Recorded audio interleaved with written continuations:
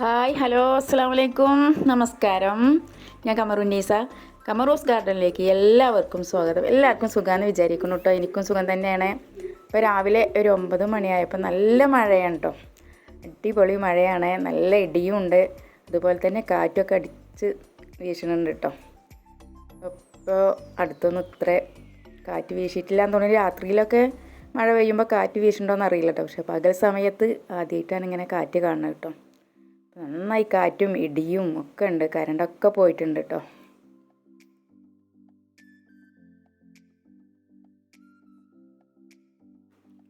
തെങ്ങും അതുപോലെ പ്ലാവും ഒക്കെ കാറ്റിലിങ്ങനെ ആടി ഉലയുന്നുണ്ട്. എപ്പോഴാണ് എന്താ സംഭവിക്കുന്നൊന്നും അറിയില്ല കേട്ടോ. ഇടയ്ക്ക് ഒരു തേങ്ങ വീഴുമ്പോൾ സത്യം പറയാൻ ഞെട്ടിപ്പോണുണ്ട്. സീറ്റിൻ്റെ മുകളിലേക്കാണ് വീഴാറ് കേട്ടോ. അപ്പോൾ നല്ല വെടി പടക്കം പോലെ തേങ്ങ വീഴുന്നതും പിന്നെ ഇത്രയും കാറ്റൊക്കെ അടിക്കുമ്പോൾ എന്തായാലും നമുക്ക് ഉള്ളിലൊരു പേടിയായിരിക്കും അല്ലേ. ഇടയ്ക്ക് നന്നായി ഇടിയും പൊട്ടുന്നുണ്ട്. പിന്നെ ചെറിയ കുട്ടികളാകുമ്പോഴൊക്കെ നമുക്ക് സ്വർഗ്ഗമായിരുന്നു എന്നൊക്കെ പറയാമല്ലേ. ഇപ്പോഴൊക്കെ മഴ പെയ്യും ഒക്കെ ചെയ്യുമ്പോൾ കുട്ടികളൊന്നും പുറത്തിറങ്ങില്ല. പക്ഷേ ഞങ്ങളുടെ കുട്ടിക്കാലത്തൊക്കെ എന്ത് ഇടിയും മഴയൊക്കെ ആണെങ്കിലും പുറത്ത് പള്ളിയിലും പാടമൊക്കെ വീടിൻ്റെ അടുത്തുണ്ടായിരുന്നു കേട്ടോ. അപ്പോൾ അതിലൊക്കെ ഓടിക്കളിക്കും. മഴ ഫുള്ളും കൊള്ളും കേട്ടോ. ഇപ്പോൾ കുട്ടികൾക്ക് മഴ കൊള്ളാനുള്ള സ്വാതന്ത്ര്യമൊന്നും ഇല്ലല്ലേ.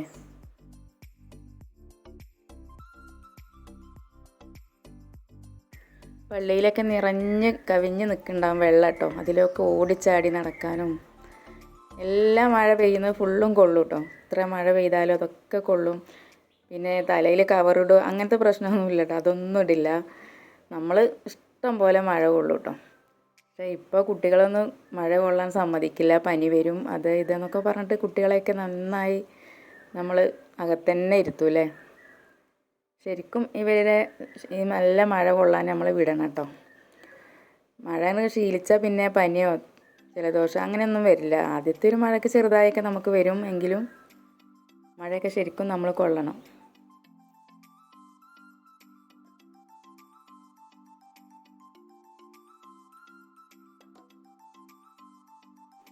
അതുപോലെ തന്നെ കുളത്തിലൊക്കെ ഒരു ദിവസം തന്നെ 2-3 പ്രാവശ്യമൊക്കെ പോയിട്ട് നന്നായി കുളിക്കും.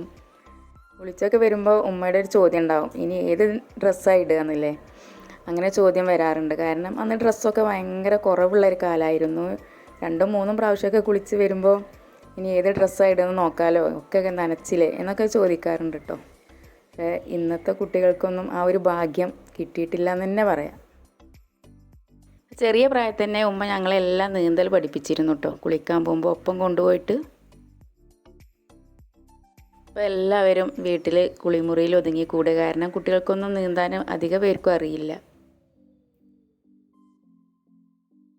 അങ്ങനെ മഴയൊക്കെ ഒരുവിധം തോർന്നിട്ടുണ്ട്. പാടത്തു കൂടെയൊക്കെ ഇങ്ങനെ നടക്കണ്ടോ. ചെറിയ കുട്ടികൾ നനഞ്ഞ് ഓടിച്ചാടി നടക്കണ കാണുമ്പോൾ അതേപോലെയല്ലേ നമ്മൾ വലിയവരാകുമ്പോൾ. നമ്മൾ മഴ കൊള്ളില്ല. പക്ഷേ ഈ ചെറിയ പ്രായം എന്ന് പറഞ്ഞാൽ അവർക്ക് സ്വതന്ത്രമായി വിട്ടു കൊടുക്കണ്ടോ. കുളിക്കാനും അതുപോലെ പാടത്തും പറമ്പിലൊക്കെ ഓടി കളിക്കാൻ നമ്മൾ ശരിക്കും വിടണം. പിന്നെ നമ്മളെ ഒപ്പം നിന്നാലും വേണ്ടിയില്ല കേട്ടോ. ഇതുപോലുള്ള പാടങ്ങളൊക്കെ കാണുമ്പോൾ ആ പഴയ കാല ഓർമ്മയിലേക്ക് ഇങ്ങനെ തിരിച്ചു പോവുകയാണ് കേട്ടോ. ഇനി ഒരിക്കലും കിട്ടാത്ത ആ ഒരു കുഞ്ഞു പ്രായം നമ്മളിങ്ങനെ ഓർത്തെടുക്കുക മാത്രമേ ഇനിയിപ്പോൾ ചെയ്യാൻ പറ്റുള്ളൂ.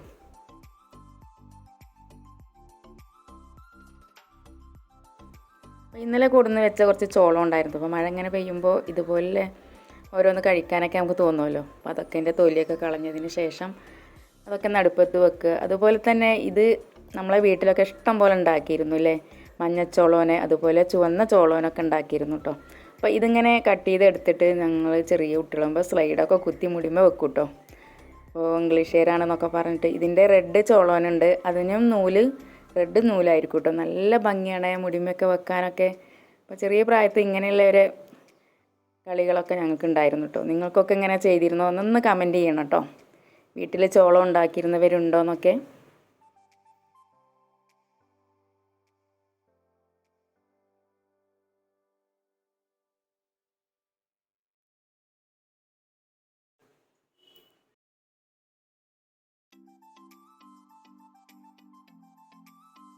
അങ്ങനെ നമ്മളെ ചോളനൊക്കെ കുക്കറിലിട്ട് ഒന്ന് വേവിച്ചെടുക്കുന്നുണ്ട് കേട്ടോ. ഒരു ഗ്ലാസ് വെള്ളമൊക്കെ ഒഴിച്ച് കുറച്ച് ഉപ്പും ചേർത്ത്.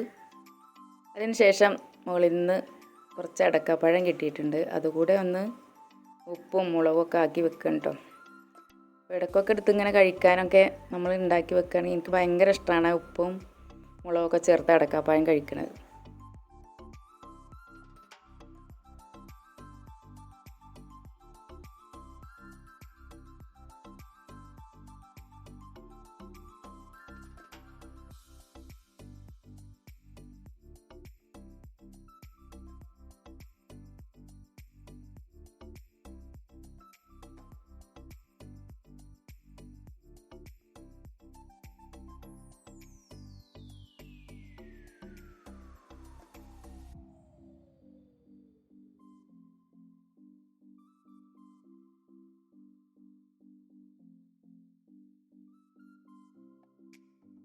അങ്ങനെ നമ്മളെ ചോളനൊക്കെ അടിപൊളിയായി വെന്ത് കിട്ടിയിട്ടുണ്ട്. വീഡിയോ ഇഷ്ടപ്പെട്ടു വിചാരിക്കുന്നു. പുതിയൊരു വീഡിയോ കാണുമ്പോൾ എല്ലാവർക്കും എൻ്റെ ഹൃദയം നിറഞ്ഞ നമസ്കാരം.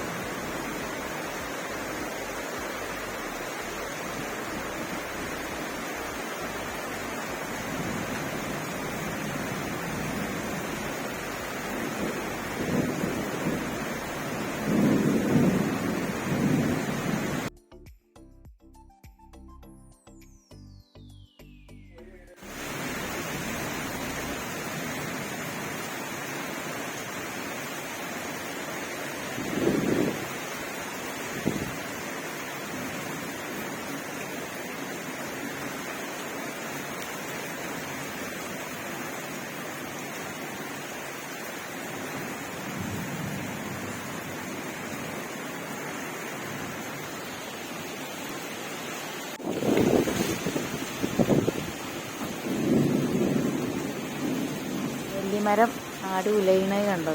എന്ത് ഭയങ്കര കാറ്റാണെന്നറിയോ?